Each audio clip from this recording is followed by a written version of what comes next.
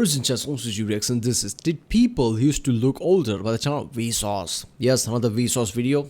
This is the latest one. I guess he upload a video every year. I guess the last video was last year, the future of reasoning. That was the last video. Yeah. But yeah, Vsauce is epic, right? Anything they cover is just going to be like a brain freeze in a way, right? I've never seen any channel that tackles scientific topic as Vsauce does.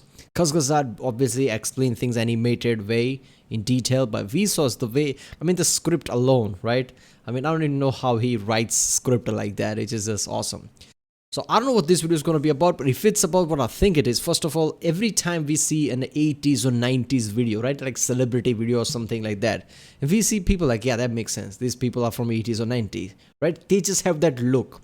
Their faces kind of have this full feeling to it compared to today, and that's because they have certain fat under the skin, right? I mean, I always assume that that's the case because of how they used to live, right? I mean, certain foods are considered evil today that weren't considered evil then, right? Certain oils, eating oily foods and shit like that. So these people are lean, right? These people are lean, slim, but they still have that fat face and fat look all around compared to today. And I always assume that it's because of, eating habits were kind of different than today. Obviously, information was not as easily accessible as it is to us today because of the internet. So people used to jog, people used to cycle, but they didn't have information of how to do different type of workouts. They probably didn't used to go to gym as much as people do today. So I always assume things like that. So if it's about that, like how people look different in the past, like past few decades, even though people are healthy and leaner, they look different than us. I'm guessing it's because of the habits, right? Right now, people are way too lean. Like you can see their fucking muscles, right? And even if, a celebrity is not that muscular, but they just are in high protein diet. So even their face has this kind of a muscular feel to it, right? Well, in the 80s, 90s, it was kind of different, right? The face were not as lean as like that, and yeah, I don't know if this video is about that or not, but yeah, it's gonna be interesting. Let's watch it. Hey, there Vsauce. You go. Michael here. At the age of 18, Carl Sagan looked like a teenager. But it doesn't take long in an old high school yearbook to find teenagers who look surprisingly old. Oh, wait a minute. These people are all in their 20s, but so are these people. This is Elizabeth Taylor. Wait a all minute. in their 20s, but so are these people. Okay, like I said, it's the fat in the faces, right? I guess the eating diet change. I mean, even these faces, right? Look at this. I mean, any Justin Timberlake alternative today would have much leaner face than this, right? So over the years of people, I guess the science is improving, right? People have better information of how to do things, what to eat, how to work out, this and that. So they are much leaner, right? Like this percentage, like 15% body fat, 10% body fat. People can do that shit today. I mean, average people, right? Compared to how people used to do before. This is Elizabeth Taylor when she was just 17. And here are some high school students from the 70s. Did people used to look older? Brandon McCarthy asked on Twitter, and evidence poured in. People shared photos of their parents in their early 20s, their dad at 21. What? Their mom at 18 or 19. How is that possible? Their dad at 45. One user shared their husband at 27. That's what? Okay, I'm sorry. I said the fat on the face thing, but this is kind of feeling like, okay, how is this possible? Their dad at 40. Look, how is he? He's 45. How is that possible? He definitely looks, much late 50s at least. 45. One user shared their husband at 27 and what his father looked like at 23. Whoa. And there's pretty much an entire subculture around how old footballers looked decades ago. 24, 31, 33, 29, 27. It's not uncommon to think that there's something more grown up about the way people used to be, to look back and think that people seemed older at a younger age than they do now. Let's call it retrospective aging. It doesn't happen to everyone. People do not and never have aged similarly. And there's even the opposite observation that kids these days grow. Yeah, Dua Lipa's dead at 52, sure. But how did he look at it at 30? Do you have a photo of that? I mean, this is today's, with the today's science and today how people look today. So he turned 52 today, right? But how he looked at when he was in his 30. Similarly, and there's even the opposite observation that kids these days grow up too fast. But it's a popular question and subject of numerous memes. So, is it real? Or is it an illusion fueled by cherry-picked examples that feeds rosy nostalgia for a time when people were tough and didn't have it as easy as you kids have it now? Well, as it turns out, both. Humans today really are aging more slowly than their historic counterparts. Changes in lifestyle, nutrition, smoking habits, healthcare, early life conditions, and skincare, particularly the use of sunscreen, are a huge part of it. By comparing measures of metabolic, cardiovascular, inflammatory, kidney, liver, and lung function across time, researchers at Yale and USC have found that we are, in fact, staying younger for longer than we used to. So does that mean that 60 is the new 50? Almost. When knowing science, I highly doubt the difference can be that bigger. Like few years, sure, but like, people having that. I mean, it's the mix of the two, right? I mean, like I said, different time and obviously people are living longer. Their results suggest that between the early 90s and the late 2000s, 60 became the new 56. 40 became the new 37 and a half, and 20 became the new 19. Oh, also, during the last century, dentistry and orthodontics have played a huge cosmetic role in the kinds of faces we see in parts of the world. But, interestingly, when faces in magazines are measured from the 1930s to today, the only significant change has been that across all ethnicities, the media is now exposing us to larger lips. Also, retroactive aging can occur over short time spans. When I was a freshman, the seniors in my high school seemed so old to me. But by the time I was a senior myself, I looked in the mirror and at my peers and I was like, we're them now, but we don't seem as old as they did. What's going on isn't just about bodies. First of all, the seniors I looked at when I was a freshman truly were older than me at that time. They graduated and went away, and later, when I was a senior, I saw myself as I was. But in my mind's eye, I saw the earlier seniors as they appeared to me when I was younger. Retrospective aging seems to also be about perspective.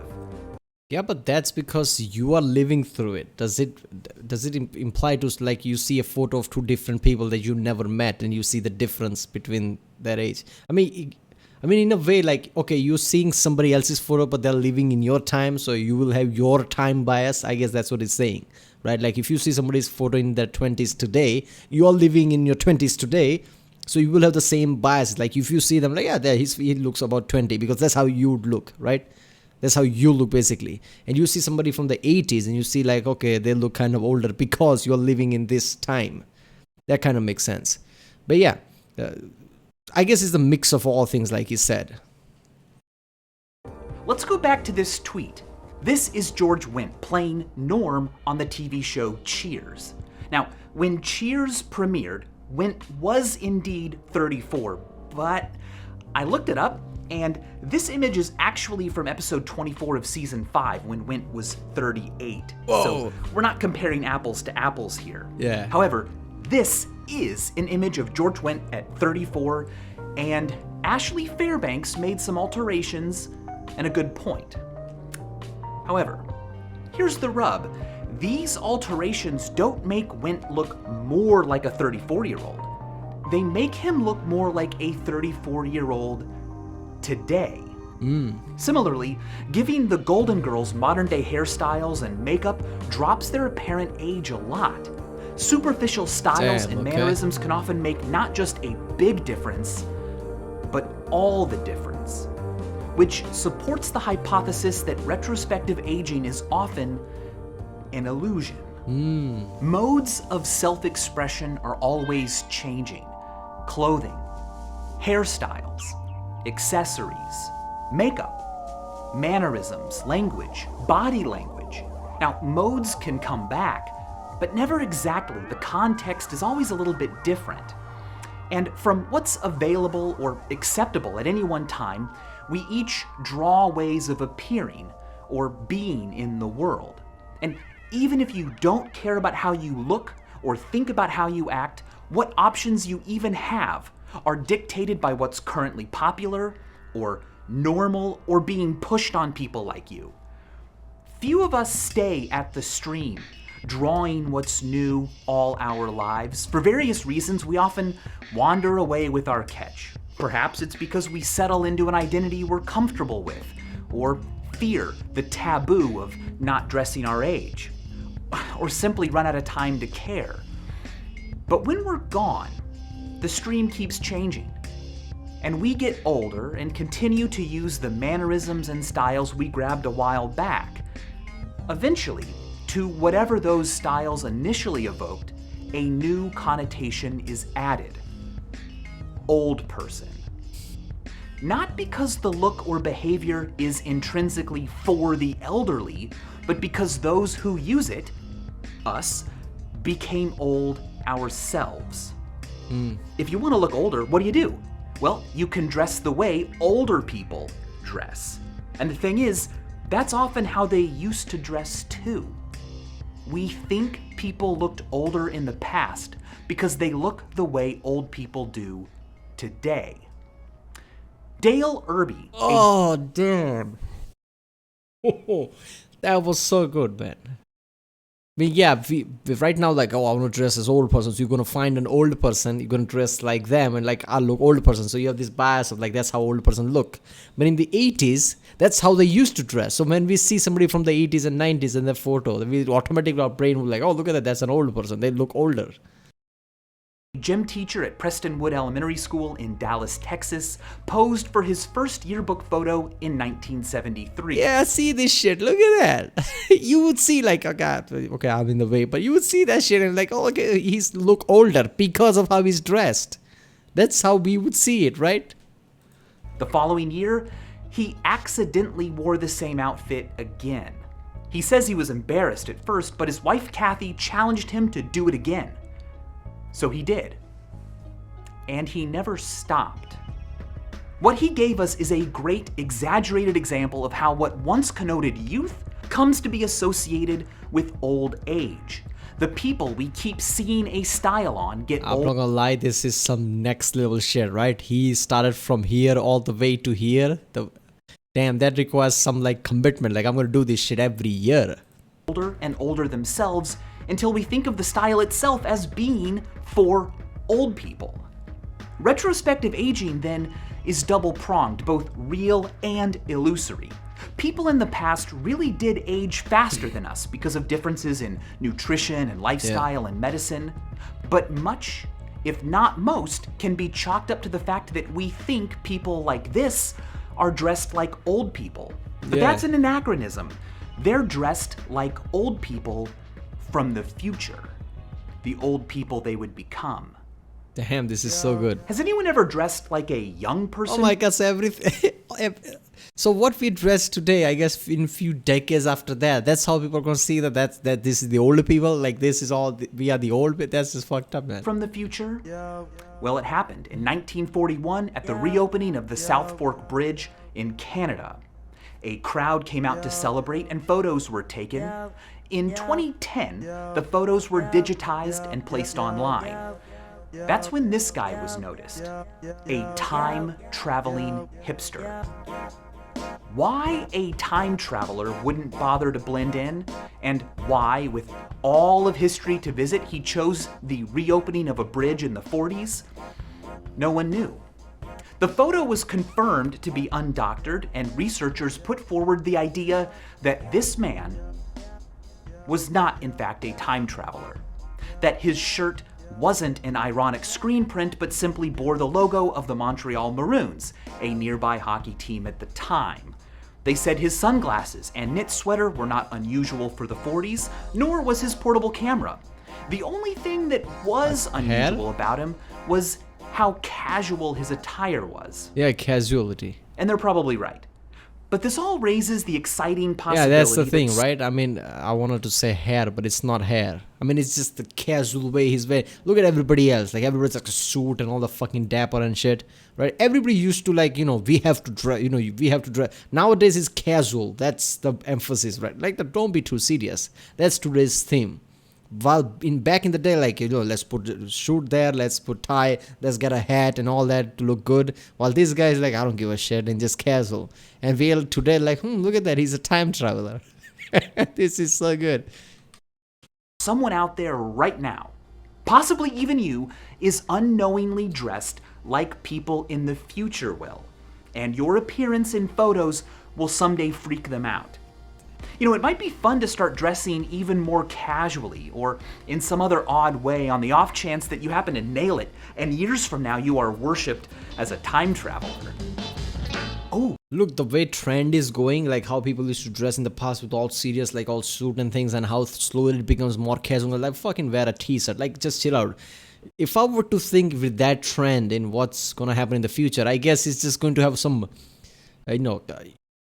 your pant and your shirt all having the same color, simplistic, like black or silver or gray, and nothing else, right? Like, it's the simplicity as can be, right? So if somebody's dressed like that today, I guess that will freak them out in the future, because that's how everybody look. Because if the trend goes, people will try to go, like, as lower and lower as possible. Like, just, be as casual as you can be. Don't put too much emphasis on clothes, I guess. Whoa! Who's that guy? Does he look like a Bill, a Mark, a Justin, or a Josh? Pause right now if you'd like to think about it. Okay, is that a real person? Or somebody made it in, person in computer? Because, I don't know. The nose, lips, eyes, the skin tone, not tone, the texture, smoothness, I don't know. I guess it's all four of the names, because that's how the face is made. I don't know. According to research from Millsaps College and Miami University, this is Mark. What? Or at least, this is what we think people named Mark look like. By asking people to make... Oh, this is such a good topic he's going for, right? I mean, there are always certain people who just assume that they are probably named this. I mean, always, every time I thought about this, I always assume like the certain people name their children and then they name their children with certain names. So certain family lineages get associated with certain type of names. And over the time, right, obviously because of how the DNA would make them look kind of similar, you just associate a name with certain type of face, because those are the type of people that gonna name their kids certain name like that, right? I always assume that way, because you could always just like, oh, that definitely looks like a Jennifer or Jessica or whatever. You always assume that, right? And sometimes it's true, like their name is something like that. I always assume that it's because of how families' names were given, right? And rate digitally created faces, researchers were able to put together prototypical faces for a number of different names. This is apparently what we think a Josh looks like. A Bill, a Justin, a Dan, a Brian, a Tom, and Andy. The idea that names might conjure certain face shapes in our minds isn't that strange. For example, there's Wolfgang Kohler's famous finding that when asked which of these shapes is named Booba and which is named Kiki, people of all different ages and cultures and languages overwhelmingly assign Kiki to the spiky one and Booba to the blobby one. And sure enough, it's I guess it's because of the word booba. Spiky one and Booba has this kind of warm, smooth feel to it, and we see the round, smooth surface to it, while Kiki has these pointy edges, and when we see Kiki, it kind of feels that way. I don't know. I guess it's the case. Man, I love this the channel. blobby one. And sure enough, it certainly seems to work with names too. Which one of these men is Tim and which is Bob? Well, This is Bob, this is Tim? I don't know. almost unanimously people feel like this is Tim What? and this is Bob. But are these men actually Wait a minute. named Tim and Bob? Well, there's the rub. Just because we associate certain names, certain sounds, with certain shapes, doesn't mean we're right. There's no such thing as a biological name. If a person still goes by the same name they were given as a baby, long before anyone knew what they would look like as an adult, well, surely there won't be a connection. Family lineage? I don't know. But as it turns out, there is. Believe it or not, in a multiple choice setting, people can guess a stranger's name just by looking at their face. More often than we would expect from luck alone. It's called the face name matching effect. Here's a stimulus from Zwebner's research. Do you think this man is named Jacob, Dan, Joseph, or Nathaniel? By just randomly picking a name, people should get this right 25% of the time. I mean, that's But just math Zwebner statistic. found that people picked the correct answer, Dan, nearly 40% of the time. What's going on? Can names I mean, I don't know. If it was like 60%, I would have been impressed. But 40, I mean, yeah, okay, it's much higher than 25%. I don't know, man. Look, I still think that that's the case, right? Like certain type of family, and their lineage, basically kids. They usually name certain people certain names only because of how their grandma's name was something, their uncle's name was something. So certain names are associated with certain families, right? And obviously their kids will have certain type of feature that they have. So I guess that's how we associate certain name with certain faces, and it turns out to be right. I don't know. actually cause us to grow to look a certain way? Well, apparently they can. It has been called a Dorian Gray effect. In Oscar Wilde's The Picture of Dorian Gray, a portrait of the protagonist ages and grotesquely reflects his evil deeds while he himself remains young and pure-looking. In a similar way, it seems that in some cases, our own appearance can come to reflect the name we were given. But I kind of think it's really more of a reverse Dorian Gray effect. I mean, in the book, Dorian's reality affects the appearance of his portrait, but the face name matching effect goes the other way. A inanimate sign, a name, influences our actual physical appearance. Well, anyway, it's not news that a person's name can lead others to have certain expectations of them and treat them accordingly. It's been found, for example, that multiracial faces given European names are rated as looking more European than the same faces are when presented with non-European names. The expectations a name carries with it may create a self-fulfilling prophecy, whereby as a person grows up, they're motivated to fulfill those expectations, carry themselves in ways people think someone with their name should, and even dislike, accentuate, hide, use, and avoid different parts of their face and body depending on whether or not those parts match their name. It's been found that faces and names that match are emotionally liked more than faces and names that don't. Analysis of voting data has shown that senatorial candidates earn 10% more votes when their names fit their faces very well than when they fit very poorly. Now, with that in mind, part of the effect could literally come from the fact that although parents don't know what their kid will look like as an adult, the parents do know what they look like, and without knowing it, tend to prefer names that match their faces, which that makes sense, right? I mean, this kind of goes back to the lineage thing that I was saying, like their parents would have given them name the same way, and there's certain names that their family lineage is associated with because of this effect. But that thing that he said about how certain name is something, and because of that name they were expected some way, or they expected to behave a certain way, I think that's a kind of a stretch, isn't it? are likely to resemble their child's face as well. But not always. If the dissonance is too great, a person can always change their name, either completely or by simply choosing a nickname. If I had been just a little bit different, Michael, could have always gone by Mike. The fact that people can adjust their names to fit them, of course, merely strengthens the face name matching effect. By studying whether the correct name could be guessed when different parts of a face were occluded, researchers were able to develop heat maps showing which parts of the face different names are most characteristically associated with. Apparently, looking like an Anne is all about the tip of the nose. It's the bridge of the nose for Arthur's and the philtrum or snot trough for Benjamin's. Aurélies are recognized by their face spiders. Let's go back to old people. How old is an old person? 73.7. That's according to results published in the Journal of American Geriatrics last year. It's the average age people gave when asked, when does old age begin?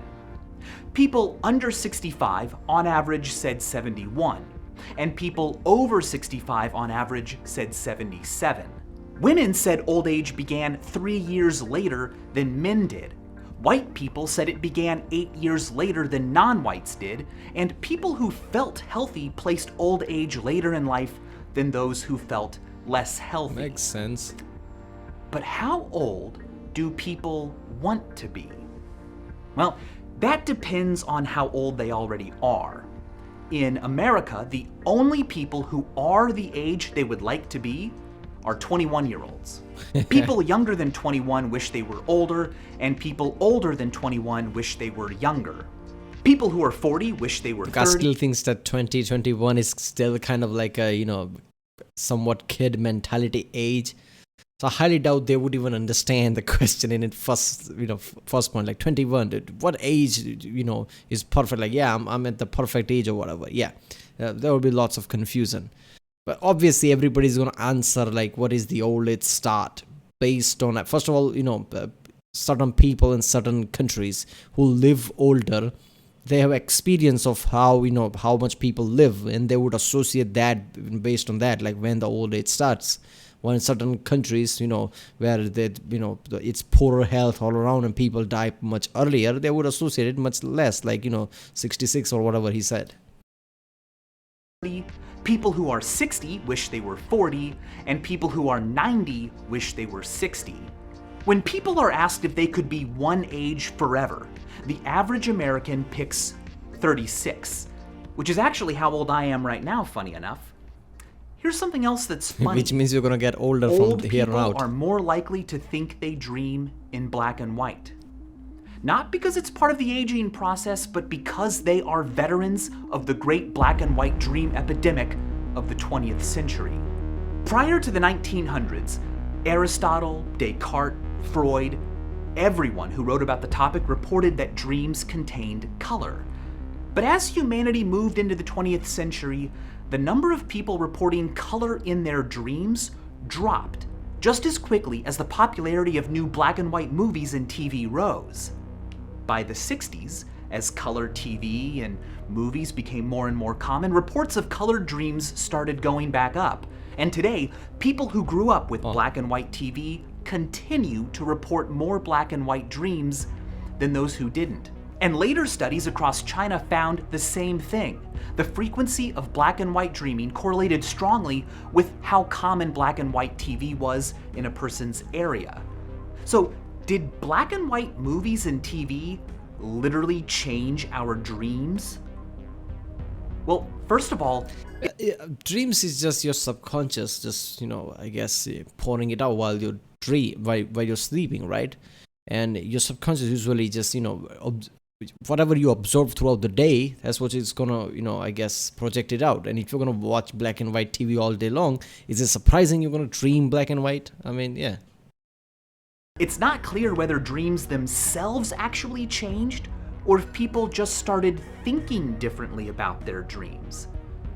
We're trying, but we still haven't found a way to get direct access to dream content. Eric Switchable has pointed out that as far as we know, dreams may not be in color or black and white, or sepia or anything. It's They just may be information. primarily indeterminate in color as they happen, and only later, during recall, do we confabulate details about color. He compares Yeah, it's our sensors basically. How like certain people just, you know, how they say like certain people are blind, but their hearing gets so good, right, that they can, you know, just by hearing they can paint a picture or something like that. So basically it's our brain just filling in the gaps. So dreams might as well be just information in a way, not really in color or any picturesque way, right? And while we dream, we don't realize that. But when we wake up and recall our dream and realize, wait a minute, I was dreaming this, our brain just takes that information and creates a picture on its own, right? So I guess, yeah, that is really interesting. That's why our dreams are never picture perfect, right? It's always confusing. Like I don't even know if there is somebody who can dream just perfect and when wake up is like a fucking TV show scene or something, right? It's always confusing. It's never clear. That could be the reason. dreaming to reading. Is a novel in color or black and white? As you read a story, what do you see in your mind? Yeah. It might be the case that dreams, vaporous as they are something we simply have a terrible grip on, and that movies and TV shows have given us the illusion of understanding them. In fact, Switchable has speculated that smells and touch sensations are rare in dreams today, but future people with smelly, touchy-feely VR shows might think that they dream with lots of textures and odors and find it strange, maybe even frightening, that few of us seem to.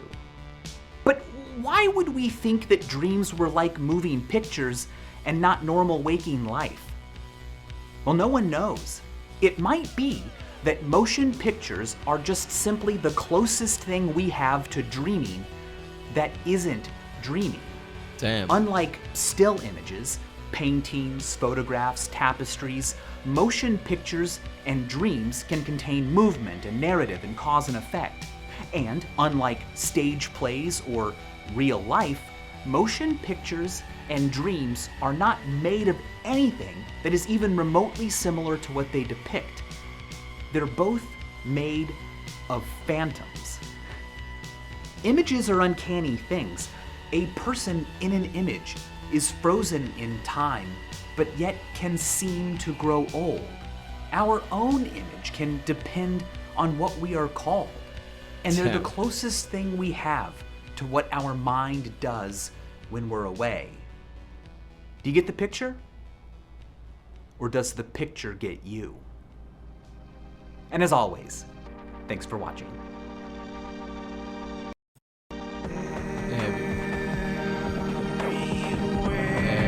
And yep, there we go. This was so Vsauce. That's the only thing I can say about this. Like, damn, Vsauce never changes. It's always brain freeze in a way, like mind freak or whatever I call it, right? Its topics from Vsauce are always like that. I love this. Man, I love this video so much. Like certain things that obviously I think about certain topics and, you know, think about them detailed in certain times. They were tackled here and it was interesting to see. But that old people thing, right? Like how people used to look older. But that's just, I mean, obviously, like I said, like nutrition, like you said, nutrition is also part of it. But that's not all of it. It's our biases. Like we see them dressed in a certain way, hairstyle in a certain way, right? And we just associate that type of look in a way. But obviously people's nutrition changed, people how healthy they eat in a way changed, how they, you know, work out and go, you know, people goes to gym is kind of increasing than it used to. So yeah, people obviously looks healthier now than they used to, but it's not as much as we would think. That's because of our biases, right? We associate old people with how certain look is, but those old people, those look are the same look people used to wear in the 80s and 90s, and we see that we just automatically spark is gonna go like that's old people look, so they look older. Damn, this was incredible. Right, people, that was did people used to look older by the channel Vsauce. If you like my reaction, don't forget to like, subscribe. And yeah, I'll see you next time.